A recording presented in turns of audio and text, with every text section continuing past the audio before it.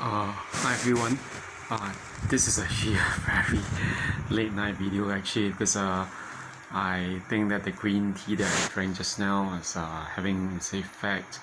So I'm not exactly able to go to sleep until I've taken some melatonin, but I think I'm going to actually be fine. But somehow I'm just like thinking a little bit about something else, and I wanted to make this video actually about the ways to actually recognize when you are inside a particular situation with a narcissist. And this is something that I think my friends have been asking me to make as a video, because that actually some of my friends and even people whom I know as acquaintances from my social media. So I think that this one question was, how do we recognize if we are in a very abusive situation with narcissists, as in how do we recognize even that the person that we are with, is a narcissist. So I just want to say that I'm not exactly giving a very much a therapist point of view, but this is from the point of view of someone who has experienced such people and who actually believes that somehow we can actually recognize it before it actually evolves into something worse. And of course I know that it actually is, in all honesty, to say that is to also somehow fit into the problem that most people are always using to gaslight survivors and victims, saying that why don't you just leave if it's as bad as that. That kind of assumption is that most of us have the ability to leave, but which is not always true, because a lot of us can't recognize it, and even if we do recognize it, some of us are actually trapped financially, sometimes legally as well, because those who are trapped legally by things such as marriage, a work contract, like for those who have narcissistic bosses and colleagues, or even just blood ties. Blood ties are something with blood ties with narcissistic families, another thing.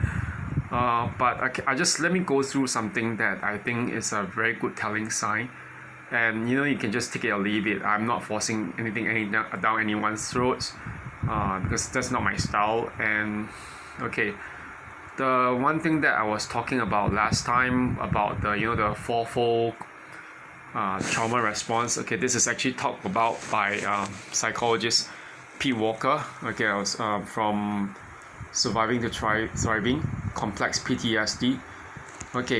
He talked about 4 different trauma responses.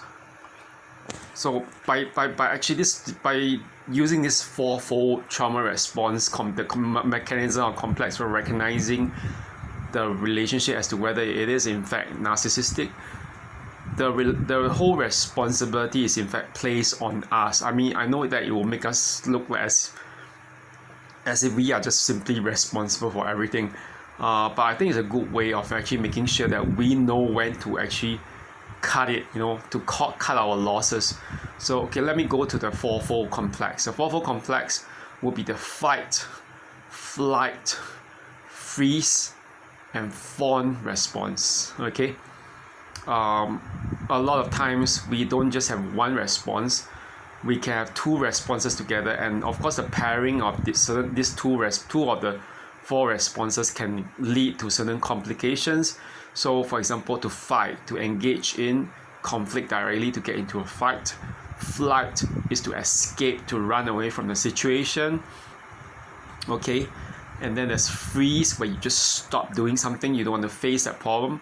You can just freeze right on the spot, like go catatonic. But in some people's cases, they freeze in the sense that they just don't want to face it. They go on a very how do I say, don't ask, don't talk. They might be doing something else, or they just pretend that there's something didn't happen. And they just keep on not doing or doing something something else. The last one, fawn, is to actually basically it is literally to fawn on someone, to flatter someone, to to make sure someone is placated or conciliated, such that you become the people pleaser. You try to please the person even if you are not actually being really sincere. At times it might come across as insincerity. But okay, one thing is this. I do realize that, for us, most of us should have an awareness of what we do when we get into certain challenging situations. And we always choose one of these four, okay, at least one, if not two. And the thing is this, when you are with a narcissist, you're actually, there's something about the system, our reptilian brain, which is in the amygdala, okay, is being fired up, okay, and certain things about even our prefrontal cortex are being, there's a lot of firing up, and yeah, the prefrontal cortex is a bit of like a damage or hindering as opposed to the constant triggering of the amygdala, which is responsible for very primitive responses. So from the point of view, it can actually hinder a lot of our, our normative responses. So we got to remember this. Narcissists lead us to actually do things which are not ourselves, literally. We can probably, let's say, for someone who is always used to trying out, how to fight, to engage in conflict, when you're with another narcissist, all of a sudden you might just end up doing something totally different in terms of your trauma response. You might end up fawning, you might end up freezing. And I think that I myself, I've actually encountered this because I used to be able to actually handle my conflicts pretty well, that when I don't like something, I tend to bring it up. Or in the worst case scenario, sometimes I might engage in fawning, where I try to, please the person, to placate. But it's not always the healthiest, of course. But I realized that when I was actually with the ex-narcissist, like years ago, that whole thing was kind of inverted. I didn't just engage in fawning.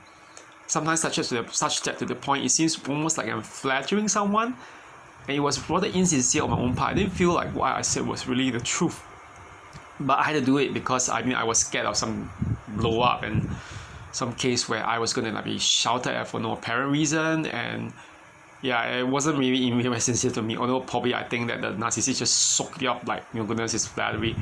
Any kind of supply is good for them.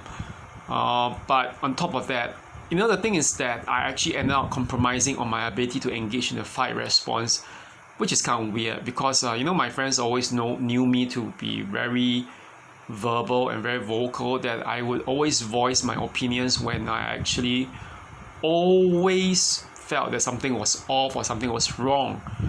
And the fact that I actually I just forwent or I had forsaken that fight response, okay? It's a very telling sign that I was very scared of the narcissist. I was doing something like, could be, violent reactions, fear of anything, reprisals, smear campaigns, whatever. Or in retrospect now, it seemed really, really stupid. And even, in my EMDR sessions with the psychologist, she herself also agreed, that you can actually, what do you want to do, actually? I just wanted to actually walk up to that narcissist and say, you don't have a say in how I run my life and what I do, okay? You don't have a right to hurt me. You dare to hurt me, I'm going to call in the police. I should have done that, okay? But I didn't do it. Why? I was scared. I had given out my fight response, okay? And in fact, I was thinking, I told her, I could have jolly well just engaged the flight response, just run away or walk away on the spot and say, you know what, we'll talk when, you're in a better state. Bye. Okay? You're being rude and very uncivil.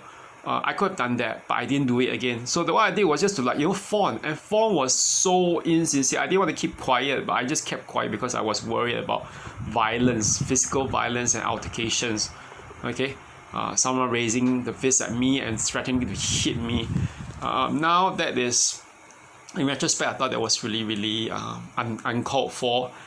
And yeah, I hope no one has to, I think this kind of self-consciousness is very important. I think that the more we actually become more self-conscious or aware of ourselves, I wouldn't say self-conscious, I would say self-aware, more self-cognizant. The more we become self-cognizant, we will be able to recognize this kind of trauma responses.